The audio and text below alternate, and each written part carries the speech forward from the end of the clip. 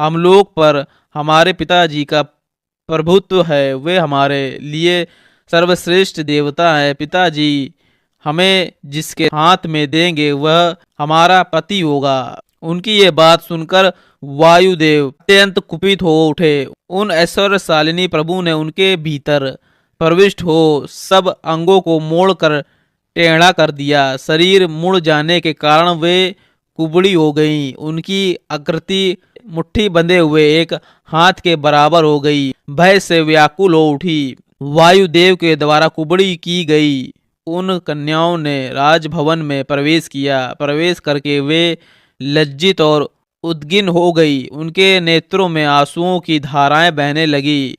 अपनी परम सुंदरी प्यारी पुत्रियों को कुब्जा के रूप में देखकर अत्यंत कुब्जता के कारण अत्यंत दयनीय दशा में पड़ी देख राजा कुशनाभ घबरा गए और इस प्रकार बोले, पुत्रियों ये क्या हुआ? बताओ, कौन प्राणी धर्म की अवहेलना करता है?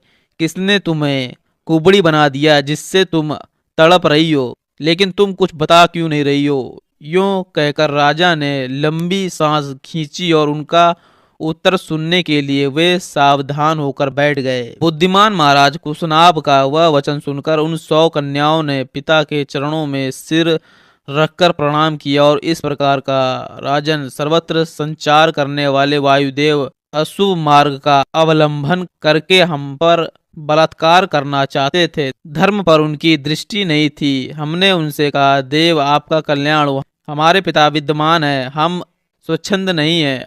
पिताजी के पास जाकर हमारा वर्ण कीजिए। यदि वे हमें आपको सौंप देंगे तो हम आपकी हो जाएंगे। परंतु उनका मन तो पाप से बंधा हुआ था। उन्होंने हमारी बात नहीं मानी। हम सब बहने ये धर्म संगत बातें कह ही रहे थे कि तो भी उन्होंने हमें गहरी चोट पहुंचाई। बिना अपराध के ही हमें पीड़ा दी। उनकी बात सुनकर परम धर्मात्मा महातपस्वी राजा ने उन अपनी परम उत्तम 100 कन्याओं को इस प्रकार उत्तर दिया, क्षमाशील महापुरुष ही जिसे कर सकते हैं वही क्षमा तुमने भी किया है। ये तुम लोगों के द्वारा महान कार्य संपन्न हुआ है। तुम सबने एक मत होकर जो मेरे कुल की मर्यादा पर ही दृष्टि रखी है, काम भाव को अपने मन में स्थान नहीं दिया है, ये भी तुमने बहुत बड़ा काम किया है। स्त्री हो या पुरुष, उसके लिए क्षमा ही आभूषण है। पुत्रियों, तुम सब लोगों में